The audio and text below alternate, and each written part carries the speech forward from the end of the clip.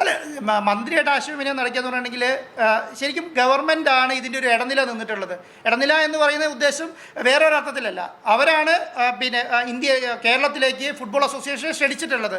അപ്പം അവരെ സംബന്ധിച്ചിടത്തോളം എന്താണ്, ഫിനാൻഷ്യലി സ്ട്രോങ് ആയിട്ടുള്ള ഒരു കമ്പനീനുണ്ടെങ്കിൽ മാത്രമേ ചെയ്യുള്ളൂ. ഇത് ചെറിയൊരു എമൗണ്ടിൻ്റെ കാര്യമല്ല, ഇത് വലിയ രീതിയിലൊരു എമൗണ്ട് വരുന്ന കാര്യമാണ്. ഈ വരുന്ന എമൗണ്ട് തിരിച്ചു വരണ്ടേ, അതെങ്ങനെ വരും എന്നുള്ളത് കാൽക്കുലേറ്റ് ചെയ്യണം, ഏത് സമയത്ത് കൈകാര്യം ചെയ്യണം എന്നുള്ളത് കാൽക്കുലേറ്റ്. അപ്പം മന്ത്രി ചെയ്യേണ്ട കാര്യം എന്ന് പറഞ്ഞാൽ അവർക്ക് ഇന്ത്യയിലേക്ക് ക്ഷണിക്കാം. ഇന്ത്യയിലേക്ക് ക്ഷണിച്ചാൽ വരാൻ തീരുമാനിച്ചു കഴിഞ്ഞാൽ ഒരു ടീം വേണം, അവരെ കൊണ്ടുവരാൻ ഒരു ഏജൻസി വേണം. ആ ഏജൻസി എന്ന് പറയുന്നത് ഞങ്ങളാണ്. ഒരു ഫെസിലിറ്റേറ്റർ ആരാ? ഞങ്ങളാണ്. അപ്പം ഞങ്ങൾ ആ കാര്യങ്ങളെല്ലാം ചെയ്യുന്നുണ്ട്. ആ കാര്യം മന്ത്രിക്ക് അറിയാം, ഗവൺമെൻറ്റിന് അറിയാം. ഗവൺമെൻറ് ഞങ്ങൾ ലെറ്റർ കൊടുത്തിട്ടുണ്ട് ഓൾറെഡി. ഇങ്ങനെ ഞങ്ങൾ ഫുട്ബോൾ അസോസിയേഷൻ വരുവാണെങ്കിൽ അതിനെ ഞങ്ങൾ സ്വാഗതം ചെയ്യാൻ, ഞങ്ങൾ അതിനുവേണ്ട കാര്യങ്ങളെല്ലാം ചെയ്തു കൊടുക്കാൻ ഞങ്ങൾ തയ്യാറാണ് എന്ന് പറഞ്ഞിട്ട്. പക്ഷേ എന്താ സംഭവം എന്ന് പറഞ്ഞാൽ, ഇത് ഏറ്റവും പ്രധാനപ്പെട്ട കാര്യം എന്ന് പറഞ്ഞാൽ, നമ്മുടെ നിയമ സംവിധാനം എന്ന് പറയുന്നത് വളരെ ബുദ്ധിമുട്ടായിട്ടൊക്കെ കിട്ടുള്ളൂ. നമ്മളൊരു അപ്രൂവൽ സെൻട്രൽ ഗവൺമെൻറ് അയച്ചാൽ അത്ര സമയം എടുക്കും. ഒരു പെർമിഷൻ RBIക്ക് അയച്ചാൽ അത്ര സമയം എടുക്കും. അങ്ങനെ ഒത്തിരി പെർമിഷൻസ് വേണം. ഇപ്പോൾ ഉദാഹരണം പറയേണ്ടത്, ഇപ്പം കൊച്ചി സ്റ്റേഡിയമാണ് നമ്മൾ ആദ്യം കണ്ടിരുന്നത്. Kochi stadium, Calicut stadium. ഈ രണ്ട് സ്റ്റേഡിയത്തിലും നമുക്കിപ്പോൾ ISL കളിക്കാൻ പറ്റില്ല എന്ന് പറഞ്ഞാൽ ISL മാറ്റി വെച്ചു.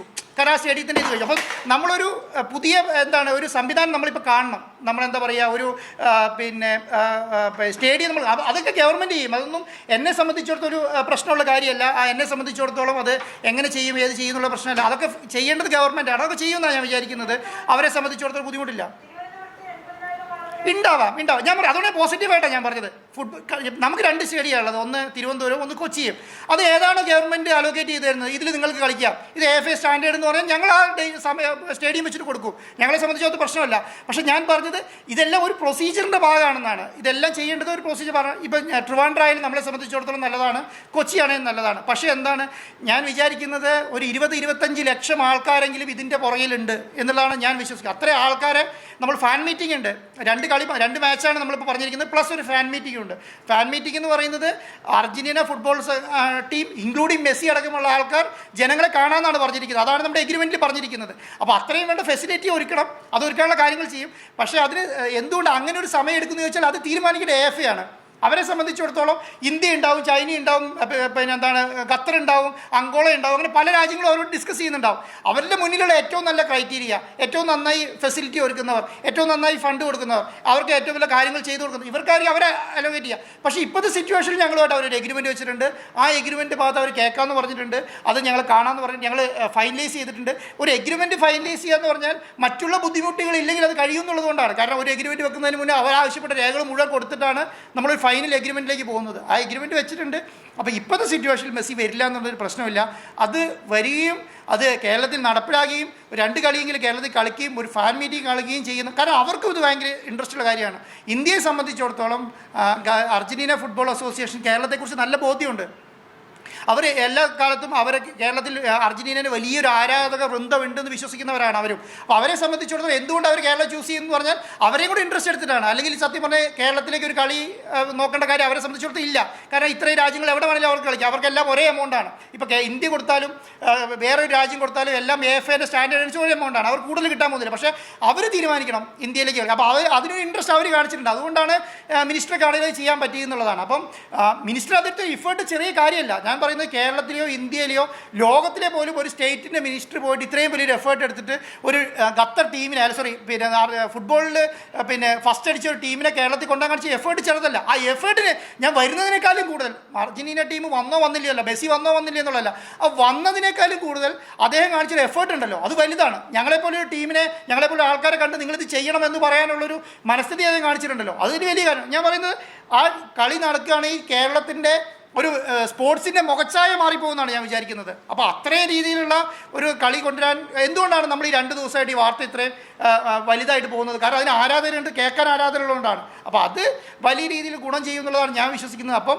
അർജന്റീന ടീം വരാൻ വേണ്ടിയിട്ട് എഫേർട്ട് എടുക്കുക, അതിന് വരാൻ വേണ്ടിയിട്ട് പോസിറ്റീവായ കാര്യങ്ങൾ ചെയ്യും. അതിനകത്ത് നിങ്ങൾ റിപ്പോർട്ടർ TV, ഏഷ്യനെറ്റ്, മനോരമ, മാതൃഭൂമി എന്നൊന്നുമില്ല.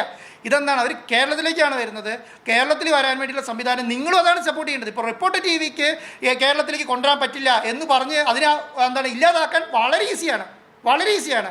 അത് ഇല്ലാതാക്കി കേരളത്തിലെ ജനങ്ങൾ. പിന്നെ ഈ വാർത്തകളൊന്നും അവരറിയില്ല എന്ന് വിചാരിക്കേണ്ട, അവർക്കറിയാം കേരളത്തെക്കുറിച്ച്, അവർക്ക് നല്ല ധാരണയുണ്ട്.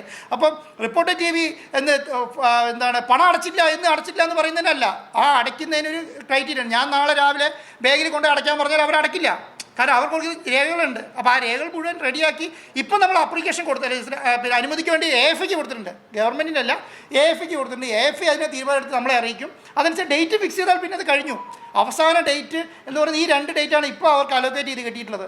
ഞാൻ വിചാരിക്കുന്നത് ഇനി വേണമെങ്കിൽ അവർക്കൊരു ഡേറ്റ് കൂടെ കൊടുക്കുക, AFIയോട് ആവശ്യപ്പെടാനുള്ള സാഹചര്യം ഉണ്ടെന്നാണ് ഞാനിപ്പം അറിയുന്നത്. അപ്പം ഞാൻ വിചാരിക്കുന്നത് ചിലപ്പം ആ ഡേറ്റ് കൂടെ അവർ ആവശ്യപ്പെടായിരിക്കും. അങ്ങനെ ആവശ്യപ്പെട്ട് കഴിഞ്ഞാൽ ആ ഡേറ്റും കൂടെ അവർക്ക് കൊടുക്കും, ആ ഒരു സ്ലോട്ടും കൂടെ അലോക്കേറ്റ് ചെയ്ത് കിട്ടും. അങ്ങനെ സ്ലോട്ടും കൂടെ അലോക്കേറ്റ് ചെയ്ത് കിട്ടിയാൽ അത്രയും കൂടെ കളി നടത്താൻ പറ്റും. ഇതാണിപ്പോൾ ഞാൻ വിചാരിക്കുന്നത്. അപ്പം മെസ്സി വരുമെന്ന് വിചാരിക്കും. ഇപ്പം വരില്ല എന്ന് പറയാൻ ഞാൻ ആളല്ല, വരുമെന്ന് പറഞ്ഞാൽ AFI പറഞ്ഞാൽ ഞാൻ വരുമെന്ന് പറയാം. പക്ഷേ റിപ്പോർട്ടർ TV ചെയ്തിട്ടില്ല എന്ന് വരുത്തി തീർക്കാൻ ശ്രമിക്കേണ്ട. റിപ്പോർട്ടർ TV ചെയ്തിട്ടുണ്ട്. ചെയ്തത് ഞാനും അവരും തമ്മിലുള്ള എഗ്രിമെൻ്റാണ്. റിപ്പോർട്ടർ TV ഞാനാണ് എഗ്രിമെൻറ്റ് വെച്ചിട്ടുള്ളത്. ആ എഗ്രിമെൻറ്റിൻ്റെ അകത്ത് ഇതുവരെ ഒരു പ്രശ്നം ഉണ്ടായിട്ടില്ല. ക്ലിയർ ക്രിസ്റ്റലായിട്ടാണ് പോകുന്നത്. അത്ര കോൺഫിഡൻറ്റോടുകൂടി എനിക്ക് പറയാൻ പറ്റും. ഇനി തീരുമാനിക്കേണ്ടത് അവരെ സംബന്ധിച്ചിടത്തോളം ചൈനയും ഖത്തറും അങ്കോളയൊക്കെ വെച്ച് നോക്കി ഇനി ഇന്ത്യയിലേക്ക് വരണ്ട എന്ന് തീരുമാനിച്ചാൽ നമുക്കൊന്നും ചെയ്യാനില്ല. പക്ഷേ അവർ തീരുമാനിക്കുകയാണ്, വരാൻ തീരുമാനിച്ചു കഴിഞ്ഞാൽ ഒരു പ്രശ്നമില്ല എന്നാണ് എൻ്റെ അഭിപ്രായം. എനിക്ക് തോന്നുന്നു ഇപ്പോൾ 6 months ആയിട്ടുണ്ടാവും. അല്ല, അങ്ങനെയൊന്നുമില്ല. അതിൻ്റെ പ്രത്യേകത എന്ന് പറയുന്നത് അതിനകത്ത് കുറേ ക്രൈറ്റീരിയ ഉണ്ട്. നിങ്ങൾ ഇന്ന സ്റ്റേഡിയം, പിന്നെ ഇന്ന ഫെസിലിറ്റികൾ, പിന്നെ ഇന്ന ടീം. ഇപ്പോൾ അവർ ബിലോ 50 റാങ്കിങ്ങിൽ പെട്ട ഒരു ടീമാണ് അവരോട് കളിക്കേണ്ടത്. അപ്പോൾ ഞാൻ ഈ ഒരു 52 റാങ്കിലുള്ള ഒരു കളിക്കാരെ കൊണ്ട് അവർക്ക് കൊടുത്താൽ പറ്റില്ല. അപ്പോൾ ഇതൊക്കെ നമുക്ക് അവർ ഇൻറ്റിമേറ്റ് ചെയ്യണം. അപ്പോൾ ആ ഇൻറ്റിമേഷൻ കഴിഞ്ഞതിന് ശേഷം മാത്രമേ ഇത് നമുക്ക് ചെയ്യാൻ പറ്റുള്ളൂ. അല്ലാതെ പൈസ അടയ്ക്കലെന്ന് പറഞ്ഞതിലൊരു അവരെ സംബന്ധിച്ചൊരു വലിയ നിങ്ങളതിനെ ആ അർത്ഥത്തിൽ ഇല്ലാതാക്കി കളയരുത്.